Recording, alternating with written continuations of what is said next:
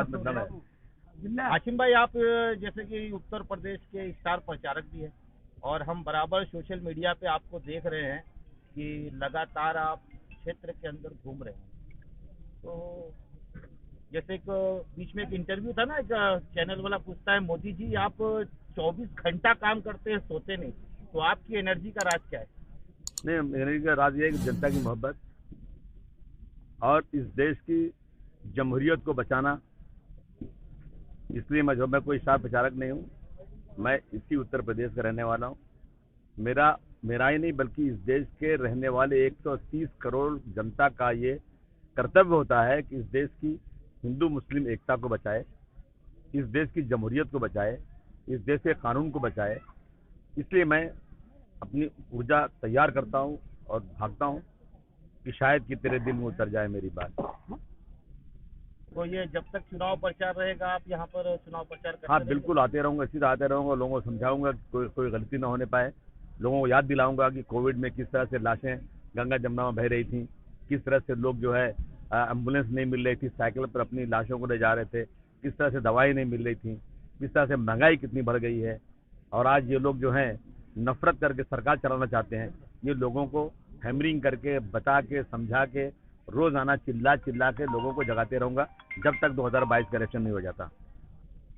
अच्छा हाशिम साहब, जैसा अभी देखा जाए तो अभी जल्दी ही एमआईएम की क्या रहे एक मीटिंग थी गुरैनी के अंदर, तो उसके अंदर जो नागपाड़े के वारिस पठान थे एमएलए जो हार गए हैं वो भी थे, इम्तियाज जलील भी थे, असदुद्दीन अवैसी भी थे, सारे लोग आ गए। तो ऐसा क्यों होता है कि जब चुनाव नजदीक आता है तो सारे लोग आजमगढ़ का रुख करते हैं? वहीं पर आप देखें तो योगी आदित्यनाथ भी एक महीने में 3 से 4 मरतबा आजमगढ़ आ चुके हैं। इससे पहले तो आजमगढ़ किसी को याद नहीं आता था। आजमगढ़ समाजवादियों का गढ़ है। आजमगढ़ इस देश की स्वतंत्रता के लिए बहुत बड़ी लड़ाई लड़ चुका है। क्योंकि मोहम्मदपुर के साहब थे जिनको पटना के जमुना के किनारे उनको फांसी दी गई थी। आजमगढ़ के लोग इनके बहकाव में आने वाले नहीं है। बहुत सारे मदारी आएंगे आजकल और आएंगे, लोगों को बेवकूफ़ बनाएंगे। ये लोग कोई सरकार बनाने वाले नहीं है।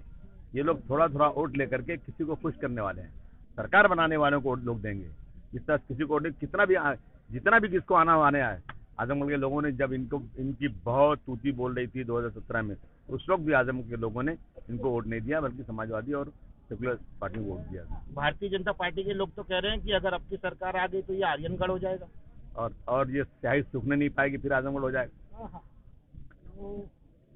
तो यानी जिन जगहों का नाम इन्होंने जैसे अलीगढ़ को दूसरा नाम दे दिया, तो अगर क्या समाजवादी की सरकार आती तो उन शहरों को वो पुराना नाम वापस देखिए, ऐसा है ना कि नाम बदलना एक जबान से बोल देने से कुछ नहीं होता। उसके पीछे कितना खर्च होता है, कितना गवर्नमेंट का रेवेन्यू जाता है। जो लोग आज जो है दवाई नहीं दे पा रहे हैं, एम्बुलेंस नहीं दे पा रहे हैं, अस्पताल नहीं बना पा रहे हैं, वो सिर्फ और सिर्फ मुस्लिम हिंदू। किसी बहुत बड़े अमेरिकन विद्वान ने कहा था कि जो सरकार राजनीति में धर्म का इस्तेमाल करे, मंदिर मस्जिद का इस्तेमाल करे, मुस्लिम हिंदू का इस्तेमाल करे, समझना कि वो बहुत ही थर्ड क्लास खराब लोगों के हाथ में सरकार है। जो सरकार सिर्फ डेवलपमेंट की बात करे, समाज के आखिरी आदमी का आंसू पोंछने की बात करे, वो सरकार अच्छी सरकार मानी जाती है। ये लोग सिर्फ नाम बदलना, मैंने कई बार कहा कि पुराने शहरों के नाम बदलने से क्या होगा, अरे नया कोई शहर बसाओ तो कोई बात बने।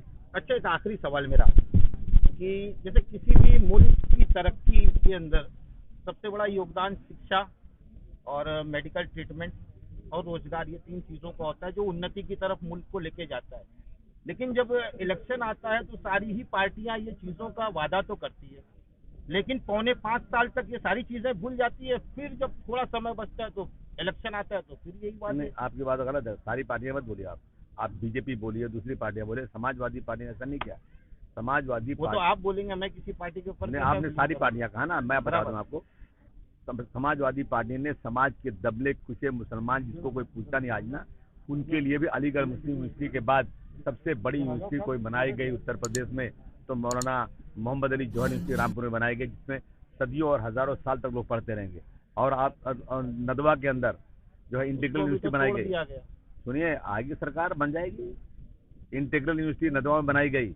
मोहम्मद हुसैन मौलाना मोहम्मद हुसैन मदनी मेडिकल कॉलेज बनाया गया सहारनपुर में। जरा ये नरेंद्र मोदी जी बता दें पूरे देश में कौन सा एजुकेशनल कम्प्लेक्स बनाया? एक बनाया क्या? कुछ नहीं बनाया ने। और आप कहते हैं दूसरी चीज़ है रोजगार। 45 सालों में सबसे ज्यादा बेरोजगारी भारतवर्ष में हुई है तो नरेंद्र मोदी जी के ज़माने में हुई है। सबसे ज़्यादा महंगाई अगर हुई तो उनके ज़माने में हुई है। एजुकेशन, समाजवादी पार्टी ने एजुकेशन में गांव का रहने वाले बच्चे को भी लैपटॉप दिया। इन्होंने क्या दिया? खाक दिया इन्होंने। तो ये तो कहते हैं ना कि यही मेकिंग इंडिया और डिजिटल इंडिया की पहचान है। कहना बिकने नहीं दूंगा, झुकने नहीं दूंगा, बेच दिया पूरी प्रॉपर्टी। सच्चाई कहाँ बोला? मैं देश को बिकने नहीं दूंगा। अरे बेच दिया तूने सब, बचा क्या? रेलवे बिक गई, एयर इंडिया बिक गई, दुनिया के हर मुल्क के पास अपनी एयरलाइन है। मेरे मुल्क की एयरलाइन बिक गई, दूसरे को चली गई।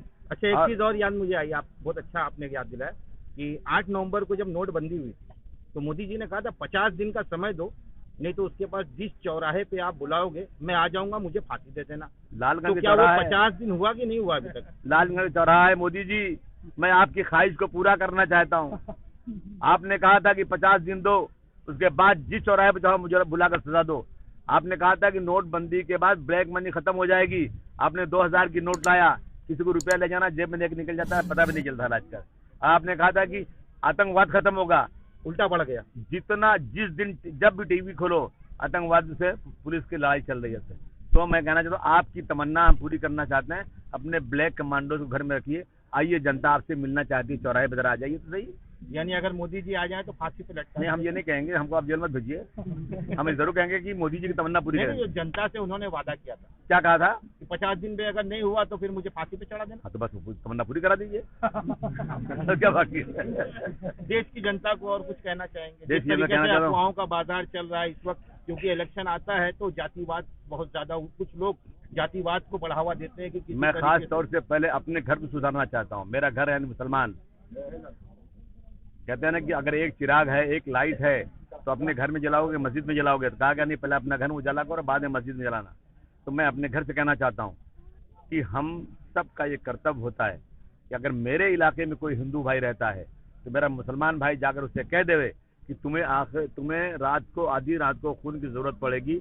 भले बहुत सारे हिंदू वहाँ रहते हों, लेकिन मुसलमान बढ़कर तुमको अपनी बदन का आखिरी खतरा देकर तुम्हारी हिफाजत करेगा इस मुल्क के अंदर। ये मैं मैसेज देना चाहता हूँ तमाम अपनी कौम के लोगों को, ताकि ये मैसेज मैं इसलिए देना चाहता हूँ ताकि बीजेपी, आरएसएस इनकी दुकान बंद हो जाए।